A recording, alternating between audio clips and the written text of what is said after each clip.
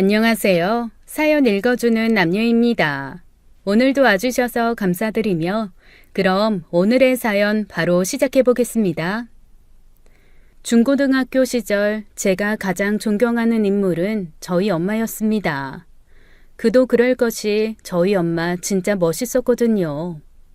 일반적인 아줌마들과는 달리 외모도 세련되고 멋도 잘 내고 특히 사고방식도 얼마나 자유로운지 친구들이 저를 많이 부러워했어요.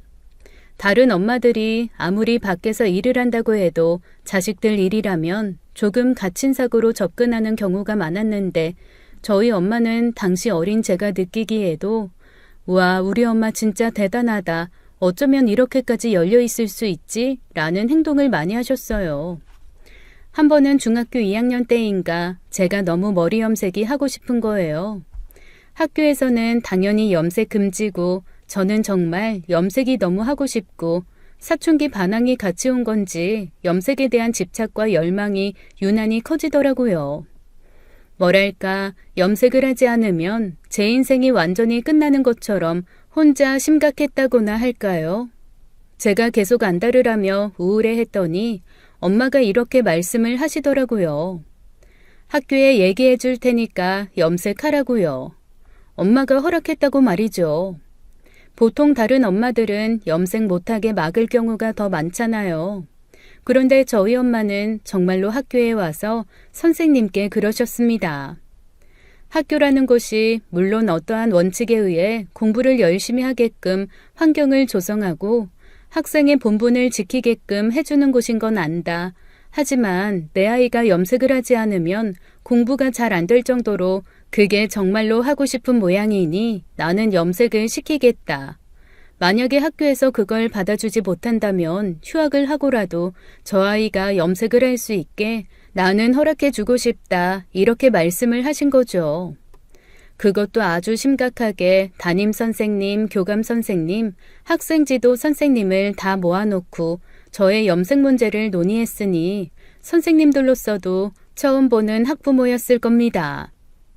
한 번도 그런 학부모를 만난 적이 없는 저희 담임 선생님은 몹시 당황하셨고 엄마와 모종의 협의를 통해 아주 튀는 색깔이 아니라 조금 밝은 갈색 정도로 염색하는 건 어떻겠냐고 서로 조율을 하셨어요. 그런데 저는 사실 빨간색 머리가 너무 하고 싶었거든요. 제가 고집을 부리자 엄마가 그러시더라고요. 사람은 하나를 얻었으면 어느 정도는 포기할 줄도 알아야 되는 거야. 엄마가 지금은 널 도와서 그래도 네가 한번 염색을 할 수 있게 조율을 해줬지만 이 다음부터는 네 선택이야. 네가 꼭 원하는 거 그 빨간 머리가 아니면 지금 얻어낸 갈색 머리도 필요 없다라고 하면 아예 깨끗하게 포기하고 염색을 안 하는 걸 택하는 거고 아니면 엄마가 조율해 준 대로 그냥 갈색 머리 정도로 염색하고 만족하는 거고. 근데 말이지, 이게 사업의 원칙이기도 하다. 엄마 말을 듣고 곰곰 고민하다가 저는 선생님들이 허락해 주신 갈색 머리로 염색을 하겠다고 했습니다. 제 대답을 듣고 엄마가 씩 웃으시더니 그러더라고요. 사업의 두 번째 원칙, 내가 정말 원하면 일단 타협하고 그 다음에 차선책을 생각해서 내가 원하는 걸 얻어내야지. 가자. 엄마가 무슨 말을 하는 건지 모른 채 얼레벌레 미용실을 따라갔는데 세상에, 거기서 저는 엄마에게 다시 한번 감탄했어요. 글쎄 엄마가 제 겉머리는 갈색으로 염색을 하고 안쪽 겉머리를 묶으면 보이지 않는 부분들은 죄다 빨간색으로 염색할 수 있게 아이디어를 내서 해주셨거든요. 결국 저는 갈색 머리 얌전하게 묶고 다니며 학교에서는 전혀 티를 내지 않고 일단 학교 밖으로 나오면 빨간 머리 휘날리며 다닐 수 있었죠. 그제야 깨달았습니다. 엄마가 사업 원칙이라고 말씀해 주신 두 번째 조건이 꼭 갖고 싶으면 하고 싶으면 차선책을 마련해서 일부라도 획득해야 한다는 거라는 사실을요. 이렇게 제가 하고 싶은 거 하게 해주면서 사업에 대한 얘기를 멋지게 해주는 사람, 그런 사람이 저희 엄마입니다. 실제로 엄마가 사업을 크게 하고 계셨거든요. 당시에는 흔하지 않은 러시아와 거래를 하시는 분이었습니다. 러시아에서 울, 모피 이런 거 수입해서 사모님들이 좋아할 법한 밍크코트나 여우털 목도리 이런 거를 만들어서 파는 사업이었어요. 처음에는 중국 공장에서 한 보따리씩 만들어 온 것을 저희 집 작은 방을 쇼룸처럼 꾸며두고 아줌마들이 소문 듣고 와서 아름아름 모여 구매하는 방식으로 판매하다가 품질도 좋고 디자인도 예쁘다는 소문에 점점 규모가 커지고 수요가 늘면서 집 근처에 가게를 내게 된 거였습니다. 가게를 낸 후에는 정말 날개 돋은 것처럼 매출이 늘어나기 시작했고 어렸던 저는 기억이 나지 않지만 엄마 말씀에 의하면 잠을 자본 기억은 없는데 쌓여있는 돈세다가 꾸벅꾸벅 졸았던 적은 많았다고 하시더라고요. 예약을 하려고 해도 거의 6개월, 7개월을 대기해야 할 만큼 엄마가 파는 모피는 인기가 좋다고 했습니다. 결국 수입처와 공장을 늘리고 대대적으로 사업을 벌이기로 한 것이 제가 중학교 때였어요. 본격적인 수출입을 하는 무역회사가 된 거죠. 워낙 패션에 관심도 많고 세련된 부분이 있는 데다가 사업 수완도 좋은 편이셨는지 엄마 사업은 날이 갈수록 승승장구하기 시작했습니다. 저야 감사했죠.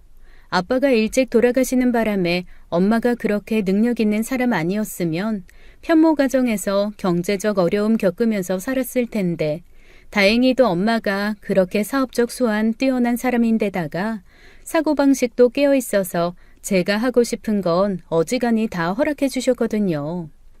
시원시원한 성격, 세련된 외모, 돈 잘 버는 엄마로 계셔주신 덕분에 저의 중고등학교 생활은 아주 즐거웠습니다.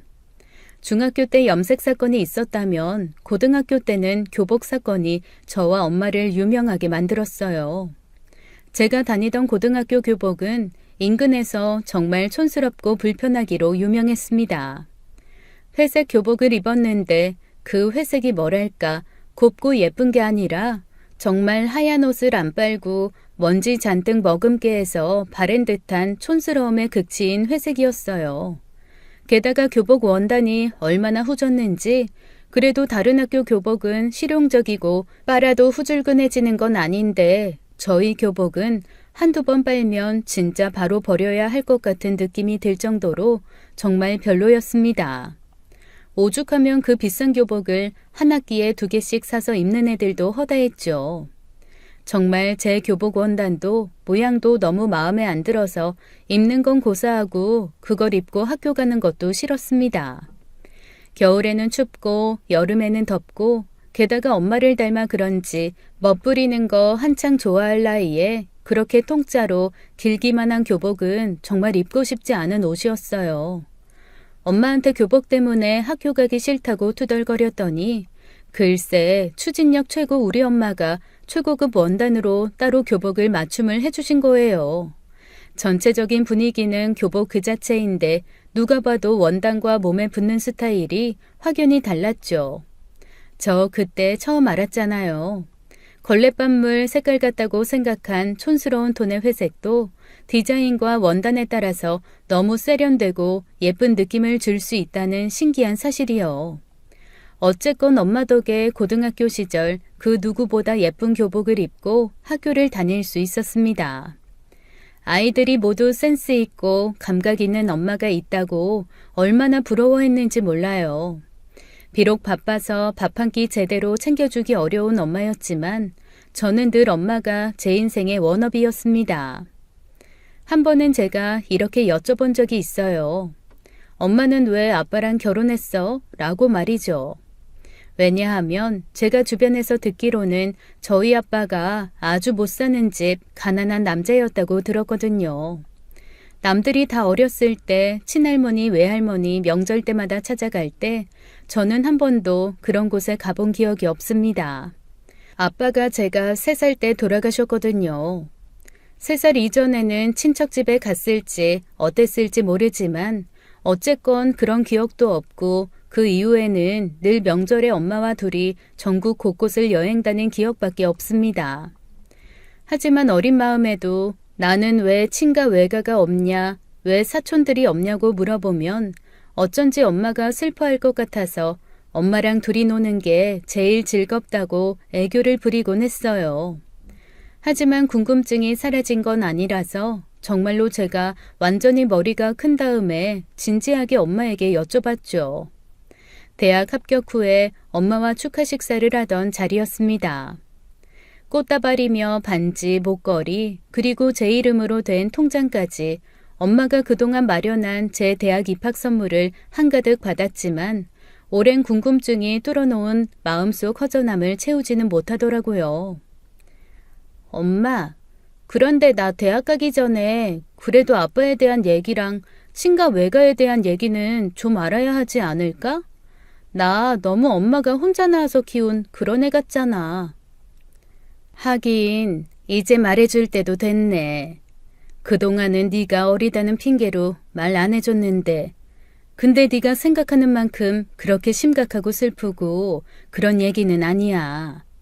그냥 너희 아빠를 어쩌다가 우연히 만났는데 정말 쥐어짜고 또 짜도 토끼 꼬랑지만큼도 재산이 안 나오는 집 아들이더라고. 그래서 그냥 양쪽 집 도움 안 받고 둘이 잘 살자. 그렇게 살기 시작했어. 나도 엄마 아빠한테 뭐 별로 바랄 것도 없었고 결혼하자마자 부모님은 차례대로 병 앓다가 돌아가셨고 엄마 다른 형제 없거든. 그러니까 아빠 말고는 가족 없는 고아된 거지 뭐. 그렇다고 너희 친가가 융성한 집도 아니었고 아빠 위로 형 하나 있었나 했는데 옛날에는 가난하면 다른 집 양자로 보내고 그랬거든. 그 형이 당수 걸은 양자로 갔다 나. 여튼 그래서 아빠도 형이 있다는 것만 기억하고 얼굴 못 본 지 10수년이라 했었어. 결혼하고서 그래도 너희 친갓집은 좀 왔다 갔다 했지. 네 이름도 할아버지가 지어주신 거고. 그런데 너희 아빠 그렇게 세상 떠나고 너 키우느라 나 혼자 아등바등 하면서 살았더니 자연스럽게 연락 끊기더라. 너희 친할머니, 친할아버지 네가 초등학교 5학년 땐가 6학년 때 돌아가셨다는 소식만 건너 들었어. 그런데 그분들은 내가 별로 보고 싶지 않으셨었나 보네. 이름까지 지어준 손녀 그래도 어떻게 사는지 궁금했을 것 같은데. 아무래도 옛날 어르신들이니까. 나도 처음에는 좀 서운했는데 사는 게 너무 빡빡하니까 서운한 느낌도 사치더라고. 네가 아들이었으면 어떻게든 한번 보고 싶어하고 자기네들 핏줄이다 어쨌다 하면서 챙기셨을 텐데 딸이다 보니까 별로 그런 마음 안 먹으셨던 것 같아. 그렇구나. 정말 이 세상에 나랑 엄마 단둘만 남았네. 그런 셈이지. 아유, 그래도 너라도 있어서 얼마나 좋은지. 난 네가 결혼을 언제 하건 상관없는데 그래도 너무 늦게 안 하고 적당할 때 해서 사위도 만들어주고 손주도 만들어주고 그럼 좋겠어. 너 그렇다고 대학 가자마자 사고치고 그러면 엄마 뒷목 잡고 쓰러진다. 알았지? 아, 엄마. 진짜 딸한테 못하는 소리가 없어. 장난치면서 우스개처럼 말하고 있긴 했지만 그런 말을 하는 엄마 얼굴은 어쩐지 좀 쓸쓸해 보였습니다. 아마 그때부터였던 것 같아요. 제가 좀 일찍 결혼해서 빨리 엄마와 함께 알콩달콩한 가정, 북적북적한 가족, 그런 거 한번 만들어보고 싶다라는 생각을 하게 된 게요. 사실 친구들이 사촌들이랑 놀았다던가 할머니, 할아버지께 가서 세배를 했는데 너무 세배하는 사람이 많고 정신없어서 그만 세뱃돈 받는 것도 잊었다던가 시골을 명절마다 내려가는 게 너무 귀찮아서 시골 없는 사람이 부럽다던가 이런 얘기를 할 때마다 저한테는 정말 우주 저 멀리에서 벌어지는 것만큼이나 먼 얘기였거든요. 저는 한 번도 셋 이상조차 모여본 적이 없으니까요. 늘 명절쯤이면 엄마는 해외 출장을 잡곤 했습니다. 덩달아 제가 따라가면서 흐지부지 명절이라는 것도 모르고 넘어갈 때도 많았죠. 제가 좀 큰 후에는 출장도 출장인데 그것보다는 어디 가서 좀 쉬다 오는 여행을 잡으시더라고요. 학교 다닐 때 친구들은 그것조차 너무 부러워했습니다. 엄마와 단둘이 명절 때마다 해외 나갔다 오는 거 그 나이에는 부러울 수 있잖아요. 하지만 사실대로 말하면 명절이라고 해서 특별히 찾아오는 사람도 없고 저희가 어디 가서 인사하거나 할 것도 없어서 그냥 도망 다녔던 거거든요. 그 사실을 깨달은 후에는 명절에 짐 챙겨 공항 가는 게 그렇게 좋지만은 않더라고요. 그래서 엄마 혼자 여행 보내고 저는 집에 콕 박혀 있었던 적도 몇 번 있습니다. 남들이 볼 때는 자유롭고 편한 집일 수 있지만 사실 어떻게 보면 몸이 외로운 집인 거죠. 게다가 엄마는 희한하게 엄마를 아는 사람들이 엄마에게 연락하는 걸 싫어하셨어요. 보통 사업하는 사람들은 발이 넓고 지인들에게 먼저 자기 물건이나 상품을 팔려고 애쓰잖아요. 그런데 저희 엄마는 직접적으로 파는 것도 안 하시고 항상 가게에 납품을 하거나 공장만 조율하는 일을 하셨습니다. 아주 초기에는 동네 아줌마들이 집에 와서 엄마가 하나둘씩 만든 것들, 상품으로 나가려다가 약간 뒤로 빠진 것들, 그런 것들을 사가곤 하셨는데 언젠가부터 아줌마들도 집에 오지 못하게 하고 딱 도매와 공장 이 두 개에만 집중을 하시더라고요. 그래서 제가 엄마한테 아니 엄마가 소매도 하면 조금 더 장사가 잘 될 것 같은데 왜 굳이 도매하고 공장만 했냐고 물었을 때 엄마가 그러시더라고요. 여기저기 사람 만나는 것도 다 에너지가 뺏기는 일이고 엄마는 그냥 하던 일 하면서 이 사업 잘 키워서 저 물려주고 싶다고 말이죠. 와, 그런데 엄마가 저한테 사업을 물려주겠다는 얘기를 하자마자 갑자기 숨이 막혀오기 시작했습니다. 저 정말로 사업 체질은 아니거든요. 그런데 엄마는 아무래도 이 세상에 저랑 엄마 둘밖에 없으니 최대한 제가 엄마 일을 많이 배워서 물려받기를 원하셨어요. 그래서 엄마의 등살에 못 이겨 학교도 경제학과를 들어갔습니다. 하지만 1년 만에 저는 울면서 엄마 앞에 무릎을 꿇고 다른 학교로 편입하고 싶다고 나 이거 정말 내 길이 아닌 것 같다고 빌었어요. 어지간하면 제 얘기를 다 수긍하고 들어주던 엄마가 그때만큼은 너무 서운하셨는지 저랑 며칠간 말도 안 하고 한숨만 푹푹 쉬시더라고요. 하지만 결국 엄마는 언제나처럼 제 의견을 존중해 주셨고 저는 힘들게 들어간 경제학과를 1년 만에 그만두었습니다. 편입으로 조금 낮은 학교에 국문학과로 옮겼어요. 문과에서 이과, 이과에서 문과 왔다 갔다 하는 것도 너무 힘들고 편입 준비도 쉽지는 않았지만 어떡하든 엄마의 소원 하나는 들어주고 싶어서 전액 장학금을 목표로 삼았습니다. 적성에도 안 맞는 경영학 공부를 하다가 제가 하고 싶은 공부를 하니까 정말 살 것 같더라고요. 대학교에 가서도 늘 우울하고 힘든 얼굴로 학교 다니는 것만 보다가 제가 스스로 밤새서 공부도 하고 학교 생활 너무 즐거워하는 걸 보시더니 엄마도 몇 달 뒤에 저한테 그래 잘 생각했다. 사업이야 어떻게든 되겠지 라면서 저의 선택을 전적으로 존중하고 지지해주기 시작했습니다. 학교 생활은 정말로 즐거웠어요. 세상에 다들 수업 빼먹고 놀러 나가기 급급했던 그때도 저는 수업 자체가 재밌어서 학교 가는 게 즐겁더라고요. 주변 친구들이 변태냐 아니면 모범생 코스프레 하는 거냐 약간 비아냥거리며 놀려도 저는 그저 학교가 좋고 학교에서 공부하는 게 즐거웠습니다. 어떻게 보면 고등학교, 중학교 때는 의무감에 한 거고 처음에 들어간 대학 1년은 엄마에 대한 의리로 억지로 한 거였지만 이제야 정말로 제가 즐거워하는 걸 찾아서 행복하게 공부하는 거니까 시간 가는 줄도 모르고 힘든 줄도 모르겠더라고요. 게다가 장학금이라는 목표까지 정확하니 제가 공부를 안 할 이유가 없었습니다. 그렇게 허구한 날 강의실 아니면 독서실에만 처박혀 있는 나날이 계속되었는데 언젠가부터 저와 비슷한 패턴의 남학생이 하나 눈에 들어오더라고요. 그 학생도 다른 거 다 관심 없이 공부만 하는 사람인 듯 했습니다. 오죽하면 학교 축제 기간 때도 독서실에 남아있는 사람이라고는 딱 그 학생과 저 둘밖에 없었다니까요. 그렇게 6개월을 조석으로 독서실에서 왔다 갔다 하며 마주치다 보니까 어느새 이름도 모르는 그 남학생에게 관심이 갔어요. 제 느낌에는 그 남학생도 저를 흘끔흘끔 보면서 말을 걸 타이밍을 노리고 있는 게 아닌가 싶은 느낌이 들었습니다. 그리고 제 느낌은 적중했어요. 어느 날 여느 때처럼 책을 열심히 보고 있는데 11시 반 정도 됐을 때 독서실 관리하는 근로 학생이 그러더라고요.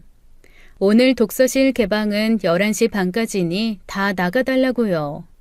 보통 저희 학교 독서실 12시까지 개방을 했기 때문에 제가 늘 12시 20분에 출발하는 막차를 타고 집에 가곤 했거든요.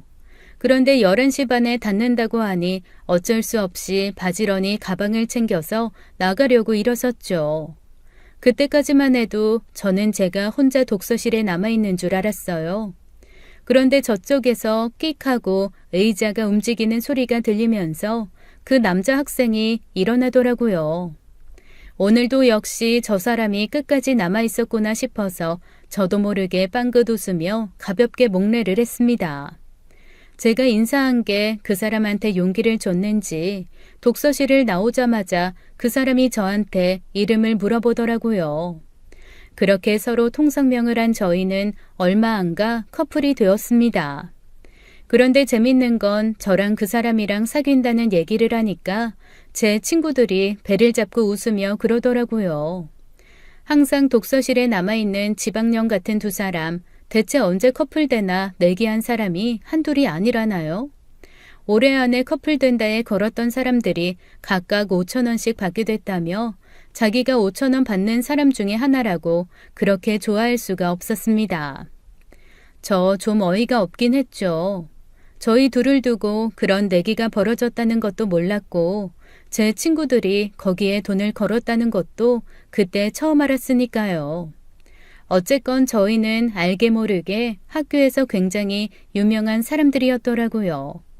그렇게 연애를 시작했음에도 불구하고 저희는 학교를 벗어나지 않았습니다. 둘 다 공부가 너무 재밌기도 했고 특히 제 남자친구는 반드시 열심히 공부를 해야 하는 절대절명의 이유가 있었어요. 그냥 장학금을 목표로 하는 저보다 훨씬 절실한 이유였죠. 그런데 오빠는 왜 이렇게 열심히 해? 뭐 세계 정복이라도 하려고? 그냥 나 하나 제대로 살아야 하는 이유 있으니까. 왜? 혹시 망한 집안을 부흥시켜야 하는 의무와 책임이 있거나 집에서 하는 가업을 물려받아야 하는 책임이 있는 거야? 그건 아니고 놀라지 말아줘. 조만간 말을 하긴 하려고 했었는데 사실 나 고아거든. 진짜? 부모님이 두 분 다 안 계셔? 아버지랑 어머니 다 돌아가셨어. 그래서 고모님이 나 키워주셨어. 엄마 아빠가 좋아하실 것 같아서 원래 다니던 학교 그만두고 이 학교로 편입해서 들어온 거야. 그래? 몰랐어. 나도 편입한 건데. 그리고 나도 아빠가 일찍 돌아가셨어. 엄마는 감사하게도 아직 건강하시지만 우리 생각보다 공통점이 많았다. 그치? 아, 너도 편입생이었구나. 엄마 살아 계실 때 잘해. 나는 우리 고모가 키워준 은혜 갚으려면 빨리 졸업해서 좋은 회사 취직해서 돈 벌어야 돼. 그러다 보니까 놀 시간이 없네. 사실 처음 봤을 때부터 네가 마음에 들고 좋기는 했는데 내 상황이 이렇다 보니 과연 내가 연애할 수 있을까 싶기도 하고 해서 선뜻 다가가지 못했어. 나도 연애할 마음의 여유는 없었지 뭐. 아, 그렇다고 내가 빨리 졸업해서 돈 벌어야 하고 그런 건 아니야. 사실 우리 엄마가 사업 엄청 크게 하시거든. 엄마가 항상 사업체를 물려주고 싶어 하셨어. 근데 나는 그럴 생각은 없고 뒤늦게 내가 하고 싶은 공부가 생겨서 고집 부려서 편입해서 이 학교 들어온 거거든. 엄마한텐 미안하기도 하고 내가 엄마 기쁘게 해줄 수 있는 건 장학금밖에 없는 것 같아서 그래서 하는 거였어. 아, 그랬구나. 엄청 효녀네. 아우, 아니야. 우리 엄마에 비하면 난 진짜 아무것도 아니야. 우리 엄마 진짜 내 엄마지만 엄청 대단해. 혼자 힘으로 사업 키우고 나 키우면서 한눈 한 번 안 팔고. 그래, 그렇구나.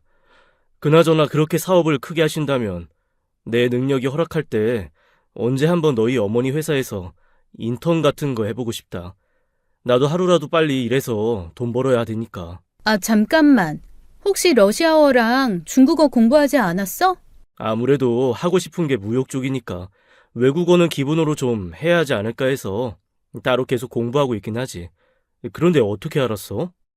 아유, 오빠도 나도 독서실 지방령이잖아. 가끔 오며 가며 뭐 공부하는지 책만 봐도 알지 뭐. 특이하다고 생각했거든. 영어나 일어 아니고 러시아어, 중국어를 동시에 공부한다는 게. 러시아 무역 시장이 앞으로 확장 가능성이 있다는 생각을 하고 있고, 중국은 아무래도 공장을 핸들링해야 하니까 중국어도 해야겠다고 생각한 거지 뭐. 잠깐만. 오빠가 무역하고 싶고 러시아어랑 중국어 할 줄 알고. 어머, 그럼 딱인데? 뭐가 딱이라는 거야? 안 그래도 우리 엄마 회사에서 거래하는 게 러시아랑 중국이거든. 오빠 말대로 원재료는 러시아고 가공 공장은 중국이란 말이지. 인턴 할 수 있을 것 같은데? 내가 한번 말해볼게. 진짜? 일할 수만 있으면 나는 너무 감사하지. 안 그래도 내년에 졸업이라 이런저런 걱정이 많았는데, 그런데 어머님이 허락하실까? 엄마가 항상 사람 구하기 힘들다고 하셨던 것 같아. 그리고 언제나 인력은 필요하니까. 내가 엄마한테 한번 얘기해볼게. 그렇게 저는 사귄 지 4달 만에 엄마에게 남자친구를 직원으로 소개시켜줬습니다. 엄마는 제게 남자친구가 생긴 것도 놀랄 일인데 그 남자친구를 엄마 회사 인턴으로 받아달라고 하는 것도 당황스러워했습니다. 하지만 역시나 엄마답게 당황은 짧고 받아들임은 빠르시더라고요. 중국어도 할 줄 알고 러시아어도 능통한데 무역을 전공했고 무역 분야에서 일을 하고 싶다는 그 조건만 듣고 더 물어보지도 않고 제 남자친구를 인턴으로 들이셨습니다. 그리고 일부러 남자친구에게도 엄마에게도 일이 어떻냐고 물어보지는 않았어요. 그저 데이트할 시간이 줄어들고 남자친구가 주말도 없이 사는데도 불구하고 얼굴은 점점 더 행복하게 변하는 걸 보면서 일이 적성에 맞나 보다 하고 짐작할 뿐이었죠. 그리고 엄마가 집에 와서 가끔 남자친구 일 잘한다고 인턴인데도 불구하고 정직원 3명 몫은 한다고 좋은 인재 나타났다고 기뻐하시는 걸 보며 엄마도 맘에 들어하나 보다 하고 짐작할 뿐이었어요.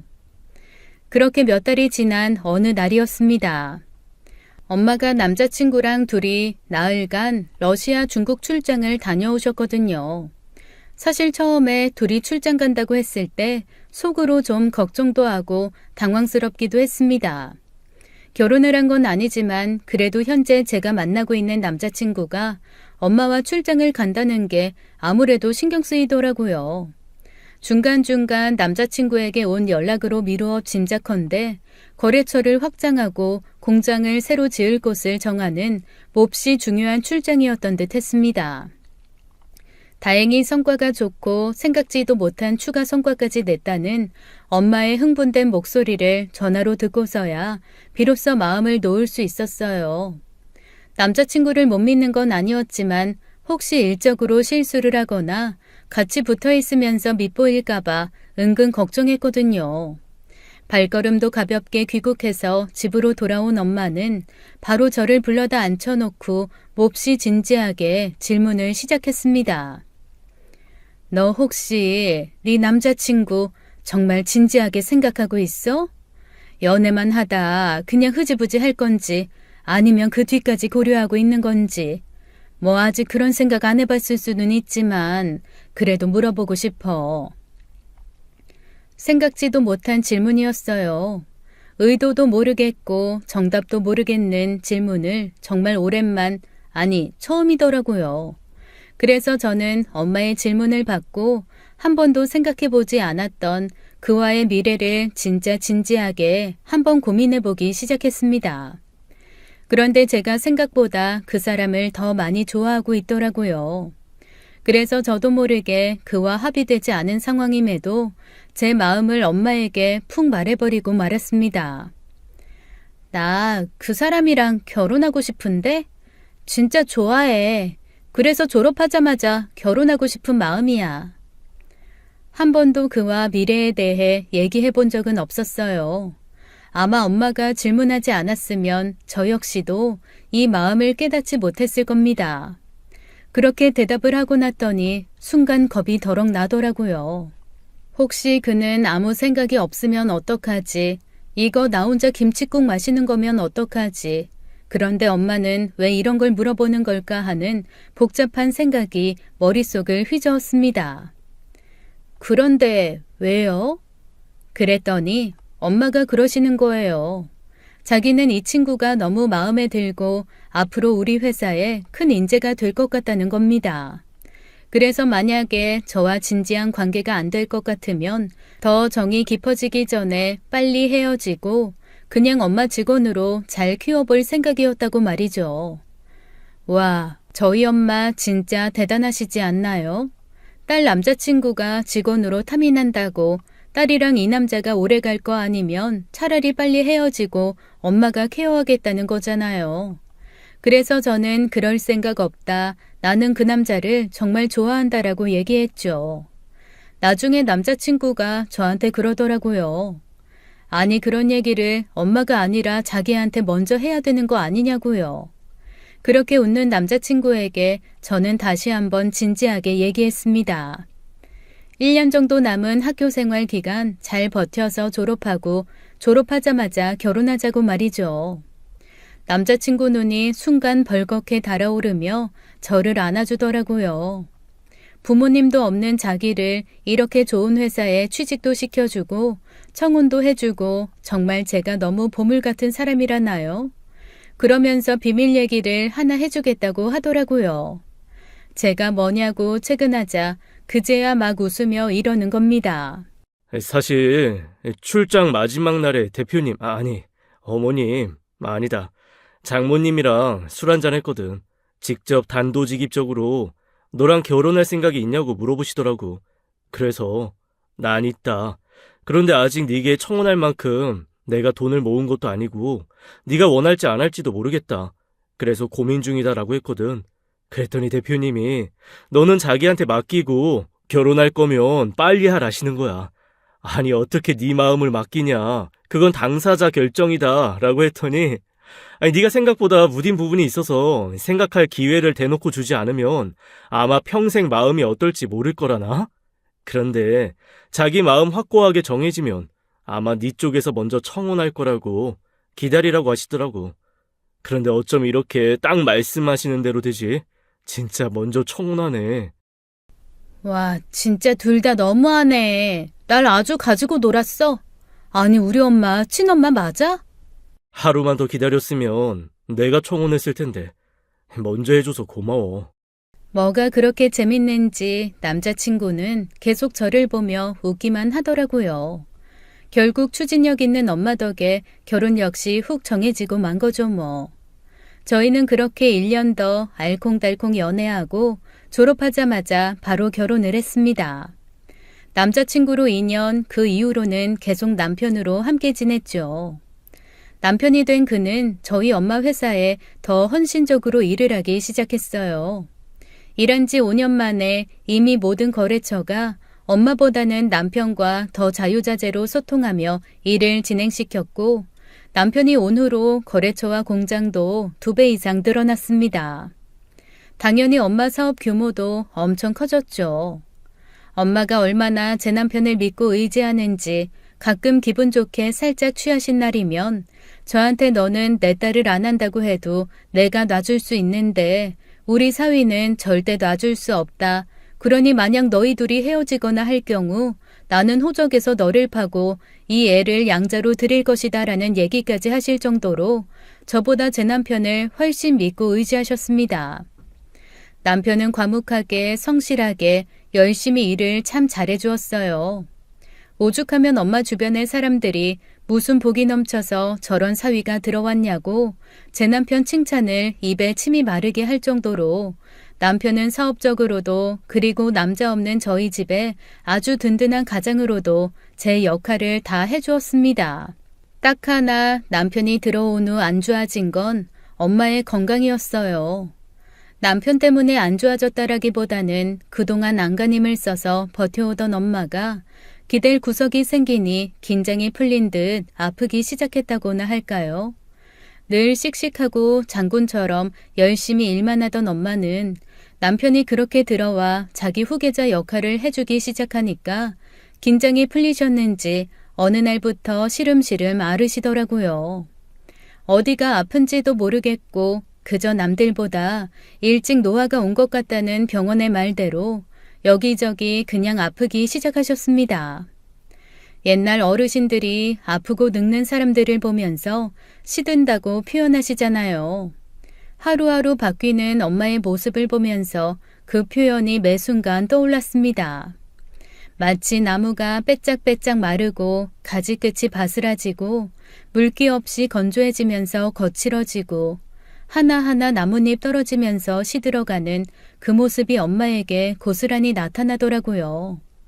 저희 엄마 그 연세에도 저보다 피부 좋고 모공 하나 없이 관리하셨던 분인데 앓은 지 1년 만에 주름이 자글자글하게 늘어진 얼굴엔 검버섯이 가득 피고 피부에 윤기 하나 없이 까칠해지셨습니다.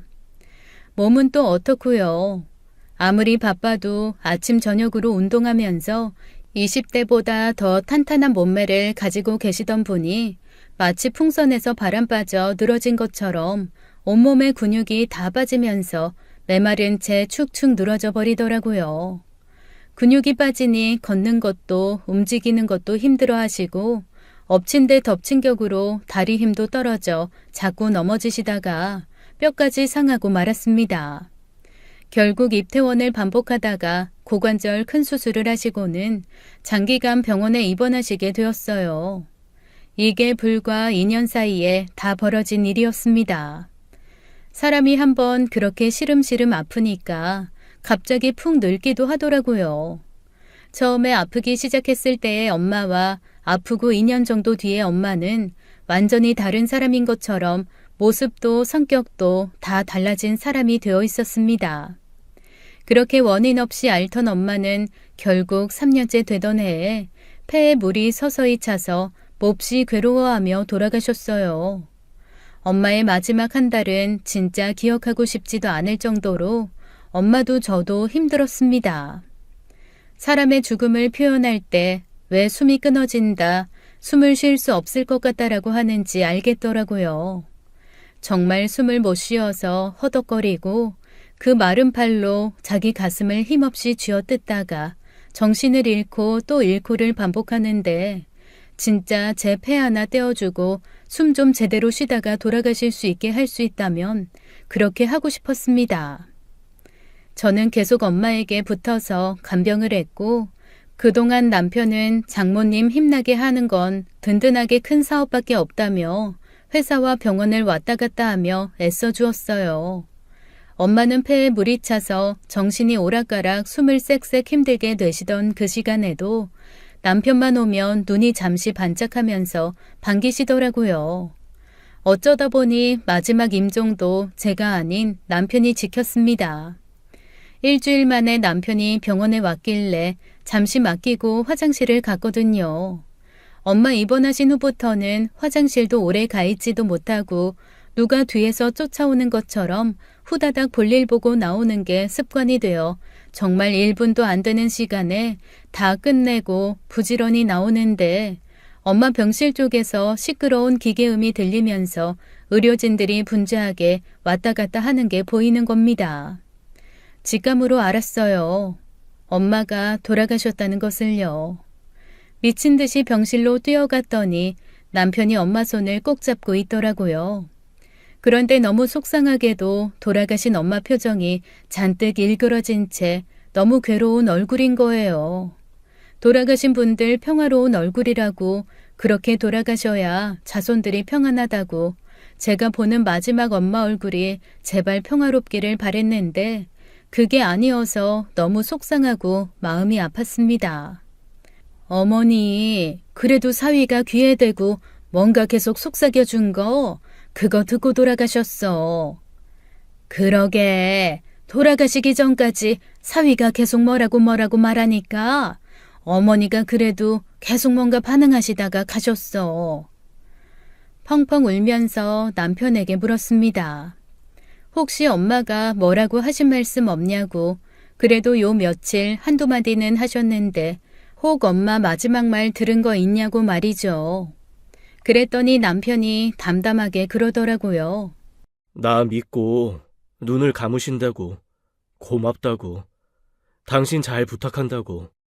엄마의 고통스러운 얼굴을 보고 무너졌던 마음이 그래도 남편이 전해준 마지막 말에 조금 다독여지는 느낌이었습니다. 그렇게 저는 엄마를 보냈어요. 이후 장례 준비는 정신 놓은 저 대신 남편이 이래저래 준비를 하기 시작했습니다. 솔직히 장지도 어디로 해야 할지 모르겠고 매장을 해야 하는지 화장을 해야 하는지도 모르겠고 그저 정신이 쏙 빠지게 눈물을 펑펑 흘리면서 정신을 못 차리고 있었거든요. 그런데 아무리 의연한 성격이고 감정 동요가 많지 않은 남편이지만 정말 눈물 한 방울 안 흘리고 아주 싸늘하게 병원에서 일처리를 하는 게 눈에 들어왔어요. 그러면서 마음 한켠이 서늘해졌습니다. 아니 대체 이 사람이 왜 이러지? 아직 실감이 안 나나? 솔직히 정신 못 차리고 울며불며 하는 동안에도 그게 너무 의아하더라고요. 그게 느낌이 있잖아요. 슬픔을 지그시 참아서 의연한 거랑 전혀 슬프지 않아서 아무렇지 않은 거랑 분명 너무 다른데 남편은 아무리 봐도 후자 같은 겁니다. 평소에 보였던 모습이랑 다르니 자꾸만 저도 모르게 남편 눈치를 보게 되었어요. 슬그머니 남편을 쫓아다니기도 하고 옆에서 흘끔거리며 남편이 중얼거리는 소리에 저도 모르게 귀를 쫑긋이는데 어느 순간 제 남편이 중얼거리는 말을 듣고 저는 제가 지금 무슨 소리를 들은 건가 제 귀를 의심하고 말았습니다. 사귀고 살면서 한 번도 들어본 적 없는 차갑고 싸늘한 목소리로 이렇게 얘기하더라고요. 이 늙은이 언제 뒤지나 했는데 그래도 괴로워하다 뒤져서 내 마음이 좀 낫네. 저 처음에 남편한테 귀신 들린 줄 알았잖아요. 그런 말을 할 사람도 아니고 그런 목소리가 나오는 것도 처음 알았거든요. 태어나서 처음 들어본 싸늘한 목소리인데 그게 제 남편한테서 들리는 거라고는 상상도 할 수조차 없었습니다. 제가 너무 놀라서 멀뚱멀뚱 남편을 바라보고 있었는데 남편이 마치 원수를 맞이한 것 같은 얼굴이라고 해야 하나 아주 더러운 쓰레기를 마주한 것 같은 표정이라고 해야 하나 옅은 눈빛과 표정만으로도 심장 근처에 소금을 한 줌 뿌리는 것 같은 얼굴로 저한테 통고를 하더라고요. 어차피 가족도 없고 장례식 치러봐야 뭐해. 그냥 문상 조문 이런 거 다 생략하고 대충 태워서 아무데나 뿌려. 여보, 당신 다른 사람 같아. 대체 그게 무슨 말이야? 당신이 엄마한테 이러면 안 되지. 아니, 당신 맞아? 당황한 저를 보며 남편이 피식 웃으면서 비아냥거리듯 대답을 했습니다. 내가 이 날을 얼마나 기다렸는 줄 알아? 저 파렴치한 꽃뺀 년 괴로워하며 죽으며 뼈가루 하나 안 남기고 싹싹 갈아서 길 가던 개한테 뿌려주려고 했어. 그나마 관에 넣어 태우는 거 감사하게 생각해야지. 남편의 말을 듣고 저도 모르게 눈앞이 까매지면서 정신이 휘청하더라고요. 대체 이 사람이 무슨 말을 하는 건지 알도리가 있어야 반응을 하죠. 제가 남편을 붙들고 물었습니다. 대체 무슨 얘기냐? 나는 지금 당신이 한 얘기를 한마디도 알아들을 수가 없다. 꽃뱀년이라니 대체 왜 우리 엄마한테 그러는 건지 또 나한테는 왜 그러는 건지 당신이 지금 너무 낯설다라고 말이죠. 그랬더니 남편이 제 팔을 확 뿌리치며 이를 악물고 얘기를 시작하더라고요. 남편의 얘기는 정말 기막힌 것이었어요. 저는 저희 엄마가 정말로 친인척 하나 없이 홀홀 단신 아빠랑 살다가 아빠 돌아가신 후 다른 가족들과 연락을 하지 않게 되었다는 그 얘기를 굳게 믿고 살았거든요. 워낙 어릴 때 일이라 기억나는 게 없을 뿐더러 살면서 엄마가 그렇게 돈을 많이 벌었으면 누구라도 찾아왔을 텐데 아무도 오는 사람 없길래 정말 세상에 엄마랑 저 둘밖에 안 남은 줄 알았습니다. 그런데 남편의 말을 들으니 사실 그게 아니었더라고요. 저희 엄마 시골 술집에서 일하던 어린 마담이었다고 했습니다. 시골에 있는 순진한 남자들 등쳐서 재산 호로록 빼먹고 그렇게 이곳저곳 옮겨다니면서 돈 좀 뺏었다 싶으면 다른 지역으로 또 옮기고 거기서도 돈 좀 뺏었다 싶으면 야반 도주해서 또 다른 지역으로 옮기며 그렇게 살았던 사람이었다는 거죠. 그게 저희 엄마의 20대였던 겁니다. 그러다가 저희 엄마 나이 28살에 한 남자를 만났는데 그 남자는 아마 다른 남자들처럼 단순히 돈만 엄마에게 갖다 준 게 아니라 정말로 저희 엄마를 사랑했던 모양이에요.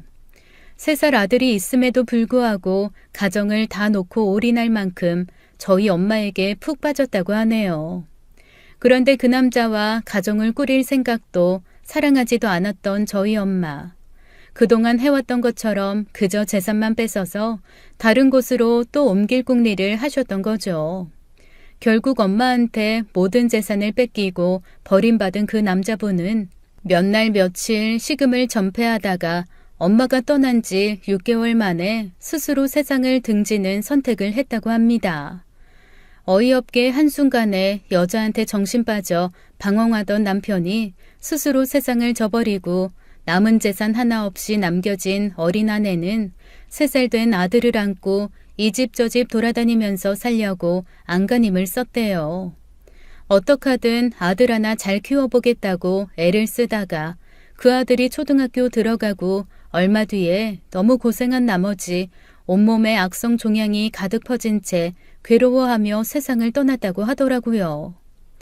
그게 지금 우리 엄마랑 무슨 상관이고 당신이랑 무슨 상관인데? 그 집을 품비박산 꽃뱀이 너희 엄마라고. 그제야 느낌이 오고 이해가 되었습니다.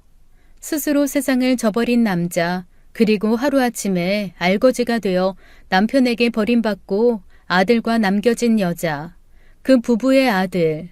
제가 놀란 눈으로 남편을 바라보자 그가 싸늘하게 고개를 끄덕이더라고요. 내 아버지라는 사람은 3살 아들도 충성스러운 아내도 돌아볼 마음이 없었던 모양이야. 꽃뱀한테 홀려서. 네, 그 비극의 주인공인 부부가 바로 남편의 친엄마, 친아빠였던 겁니다. 종양 가득한 채 죽은 엄마와 남겨진 3살짜리 아들이 어느새 초등학생이 되고 엄마의 죽음을 목격하며 상처를 깊게 새기기 시작한 거죠. 이후 고모 집으로 가서 자라면서 그 고모를 통해 아빠와 엄마의 얘기 그리고 그 자기 집안을 풍비박산 낸 꽃뱀에 대한 모든 것을 듣게 된 겁니다. 어느 정도 철이 든 이후부터 제 남편의 목표는 하나였다고 해요. 가정을 풍비박산 낸 그 꽃뱀이라는 여자를 찾아서 반드시 복수하겠다는 마음이요. 그렇게 10여 년을 저희 엄마 행방을 찾아다니다가 결국 찾아낸 거였습니다. 그런데 처음 저희 엄마를 먼 발치에서 보고 너무 허망했다고 하더라고요. 마음 한구석에서는 흔히들 알고 있는 가정을 망가뜨린 꽃뱀의 말로처럼 아주 초라하게 남자한테도 버림받고 가족도 없이 사글세방 같은 데서 비참하고 처절하게 늙어있기를 바랬다고 했습니다. 그런데 성공한 사업가에 자기 또래의 딸을 키우며 그렇게 행복하게 살 줄은 몰랐다고 하더라고요. 그래서 그때부터 남편은 작전을 바꿨대요. 어떡하든 저 회사를, 저 딸을, 그리고 그 여자를 다 산산조각 내겠다고 말이죠. 그렇게 복수 목적 하나를 가지고 공부하고 돈 모으고 하면서 저한테 먼저 접근했던 거였습니다. 처음에는 제가 다녔던 학교 경제학과로 들어오려고 편입 준비를 했었는데 경제학과 들어온 지 3개월 만에 제가 다른 곳으로 편입해서 옮겼다는 얘기를 듣고 제가 옮긴 학교로 쫓아온 거였더라고요. 너무너무 무섭고 손발이 다 덜덜 떨려왔습니다. 무엇보다 그 얘기를 덤덤하게 하는 남편이 정말 제가 지금까지 살썩고 살았던 그 남자가 맞나 싶고 그 모든 일들이 벌어졌던 긴 세월 동안 전혀 티를 내지 않았던 그가 너무 무서웠어요. 제가 사랑한다고 속삭이며 안았던 시간, 저희 엄마가 딸보다 사위라며 행복해 하셨던 그 시간이 다 거짓이었던 거잖아요. 믿을 수 없는 말이었고 이런 일이 일어났다는 자체가 너무 황당하고 어이없었습니다. 제 모든 삶이 다 부정당한 느낌이었어요. 돌아가신 엄마에 대한 배신감과 원망은 둘째치고 남편이 모든 걸 계획하고 저를 사랑하지도 않는데 아내로 맞아들여서 살았다는 게 억장이 무너지게 슬프고 가슴이 아팠습니다. 그러면서 남편이 그러더라고요. 자기 복수는 이제부터 시작이라고요. 그래서 제가 남편한테 다시 물었어요. 나를 사랑한 적은 있냐고 말이죠. 그랬더니 남편이 피식 웃으며 고개를 젓더라고요. 정말 그 순간만큼 제가 무너져 내렸던 순간이 있을까요? 남편이 다시 입을 열었습니다. 내가 그 여자가 죽기 전에 귀에 대고 속삭여줬어. 이 꽃뱀년아, 나 네가 망가뜨린 그 집안 아들이다. 지옥에 가서라도 똑똑히 잘 봐라. 네가 평생을 바친 네 회사와 네가 제일 사랑했던 네 딸이 어떻게 나락으로 떨어지는지라고. 그래, 나 그렇게 얘기했어. 그럼 엄마가 그렇게 괴로운 표정으로 돌아가신 게 당신이 한 말 듣고 그러신 거야? 여보! 너는 지금 이 상황에서도 여보라는 소리가 나오냐? 나는 평생 당신 엄마를 산상조각내는 꿈만 꾸면서 살아온 사람이야. 그리고 그 여자가 제일 사랑했던 대상인 당신이 나락으로 떨어져야 내 복수가 완성돼. 엄마가 돌아가신 것도 너무 힘든데 제가 믿고 의지했던 남편마저 이러니 정말 정신을 차릴 수가 없더라고요. 그 자리에서 그대로 기절해버리고 말았습니다. 기절하고 혼자 사경을 헤매다 정신을 차렸을 때는 일주일이 지나 있던 상황이었어요. 병원에선 제가 의식불분명 상태였다고 하더라고요. 다급하게 저희 엄마 장례를 물었더니 사위분께서 알아서 처리하셨다고 하는 거예요. 제가 황급히 남편을 찾아 저희 엄마 어디다가 묻었냐고 물었습니다. 그랬더니 그가 글쎄 그냥 갖다 버렸다고 하는 거 있죠.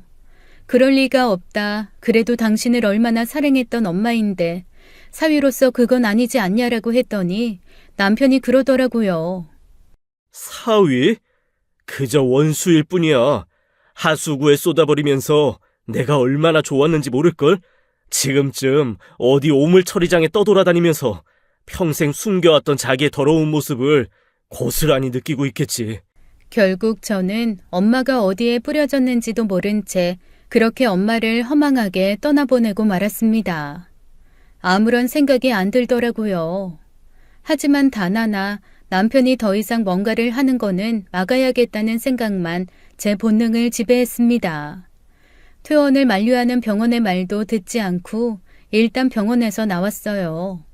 그리고 집으로 돌아왔는데 거기서 저는 한 번 더 털썩 주저앉고 말았습니다. 남편 짐이 하나도 없는 거예요. 제가 입원해 있는 동안 어디론가 다 옮긴 듯 했습니다. 그제야 이 사람이 정말이구나. 내가 들었던 얘기가 꿈이 아니라 진짜구나 싶었어요. 아마 제 마음 한구석에서는 뭔가 남편이 서운함을 그런 식으로 풀어서 저한테 투정 부리듯 그러는 거고 엄마도 제대로 모시고 저도 떠나지 않을 거라 생각했었나 봅니다. 그런데 텅 빈 집을 보니 갑자기 두려움이 엄습했어요. 그 순간 엄마가 평생 저만큼이나 아끼고 공을 들였던 회사가 떠올랐습니다. 황급히 엄마 회사로 달려갔는데 세상에 이게 무슨 일입니까? 회사 내에 있던 물건들이 다 밖으로 빠져나오고 있었어요. 황급히 그나마 안면이 있는 직원을 붙들고 물었더니 그 직원이 황당한 얼굴로 오히려 저한테 그러더라고요. 제 남편이 회사를 아주 헐값에 매각을 해버리고 직원들에게 3달치 월급과 퇴직금을 다 챙겨준 후에 오늘부로 이 회사는 끝이라고 했다는 겁니다. 제가 한 발 늦었던 거죠. 그렇게 엄마의 평생이 녹아있는 회사는 누구한테 팔렸는지도 모르고 앞으로의 행보가 어떻게 될지도 모른 채 그건 역시 허무하게 제 손에서 떠났습니다. 그리고 그날 이후 저는 남편의 자취를 찾을 수가 없었어요. 집으로 이혼 서류가 날아오기는 했어요.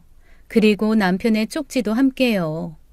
이혼 서류를 제출할 때는 두 사람이 같이 가야 하니 사인해서 법정에서 같이 제출하고 싶다 하면 날짜 맞춰 나가겠다. 하지만 얼굴 보고 싶지 않다면 그냥 제 앞에 나타나지 않을 테니 몇 년 지난 후에 행불자 이혼으로 혼자 알아서 처리해도 된다는 거였습니다.